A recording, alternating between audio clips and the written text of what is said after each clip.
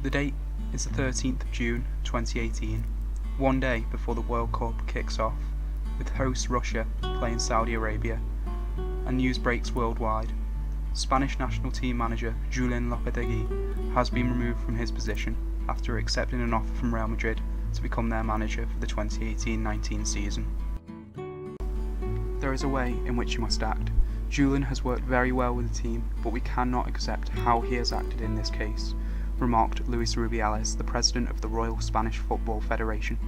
However, some believe that Rubiales was actually searching for a reason to sack Lopetegui due to the fact that he did not support Rubiales in the federation's presidential elections. Instead, he opted for Juan Luis Larrea, who has since remarked that the decision was far too hasty and how he could have never gone through with it.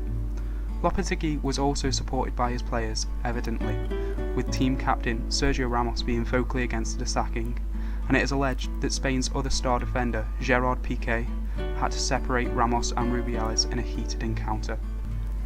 All of this did not bode well for Spain, with a likely divided dressing room and Real Madrid legend Fernando Hierro being taken from his role as Spain's sporting director and thrusted into the manager's position only 2 days before Spain's first and most important clash of their group stage against their Iberian rivals. And the final score of 3-3 will not only make this game go down as one of the best games of the tournament, but it will also be a game that is remembered for years to come, whether it be for Nacho Fernandez's stunning strike from 25 yards or Cristiano Ronaldo's unforgettable free kick to complete his hat-trick and tie the game late on.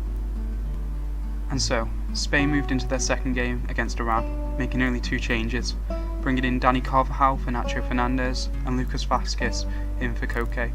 However, in this game, Spain looked significantly more subdued, with a lack of chances created, with their only goal coming through a clearance deflected onto Costa's shin, and if it wasn't for Iranian winger Mehdi Taremi's late miss, Spain would not have come out this game with 3 points. However, fortunately enough for them, they managed it. So, a win and a draw doesn't seem like a bad start to a World Cup group stage, and Spain were sitting in joint first place with 4 points. But something did not seem right for this Spanish team. They had already conceded 3 goals compared to only 2 when they won the World Cup in 2010, and they seemed to show frailties both going forward and defensively against Iran. Nevertheless, Spain moved on into the final game of the group stage against Morocco, where qualification was all but certain, barring unlikely wins for both Iran and Morocco. But Spain didn't help themselves, as early in the game, a mistake by Ramos and Iniesta allowed Khalid Boutaïb one-on-one with De Gea, and he duly delivered. He put Morocco 1-0 up. Then, Spain had a moment of brilliance to completely break apart the Moroccan defence, with Iniesta, Isco and Costa playing the ball quickly in typical Spain fashion, with Isco getting the final touch. This should have been the moment where Spain really turned the pressure up and showed the world what they were made of. However, this didn't happen. Boutaïb was allowed one-on-one again, this time being thwarted by De Gea. Nordin Amrabat hit both the crossbar and a post with a near-perfect strike, before finally Youssef En-Nesyri scored with a header from a Moroccan corner, making it 2-1 to Morocco. But Spain did manage a lucky late equaliser from a corner, with a finish from Iago Aspas and assisted by VAR. Spain had the point that guaranteed qualification.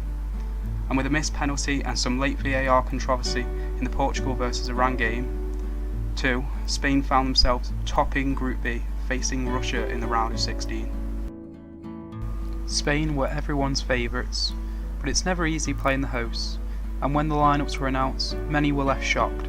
Fernandez was to return to the starting 11, alongside Koke and Asensio, but this meant that Spain would have no Iniesta heading into the last 16 of the World Cup. But it seemed not to matter. Spain took an early lead via an Ignashevich own goal from a Spain free kick, and Russia had to come back from a goal down. And they were given a gift. In the 40th minute, Gerard Piqué leapt with his hand high in the air and the ball struck it. Penalty. And the penalty was struck so powerfully and hard by Artem Dzyuba, sending De Gea the wrong way, and from this point, both teams had opportunities to take the game. But the game ended up going to extra time, and eventually all the way to penalties, where Russia scored every single one of their penalties, with De Gea looking capable of making a save, And with Akinfeyev's saves against Koke and his terrific winning save against Aspas, Russia were through to the quarter-finals of the World Cup. Spain were out.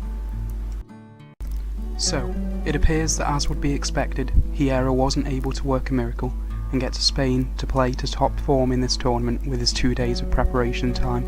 However, leaving a legend with such quality of Andres Iniesta out in what turned out to be his last game for the Spanish national team ever. It's not a lack of preparation with a new manager. It seems to be merely a stupid decision by a relatively inexperienced manager, and a mistake that Lopetegui likely would not have made. Cesc Fabregas said this on the managerial changes whilst working for the BBC. It's definitely something when you've been working with a coach for 2 years. You know exactly what you are doing, and he's got the plan. He's got the moves of the whole team. However, that was all taken away from Spain on the 13th of June, and so Spain's failure of a World Cup boils down to one man, Luis Rubiales. And yes, Real Madrid certainly could have carried out their signing of Lopetegui in a much more professional manner, but regardless, Lopetegui did not have to be and should not have been sacked from Spain.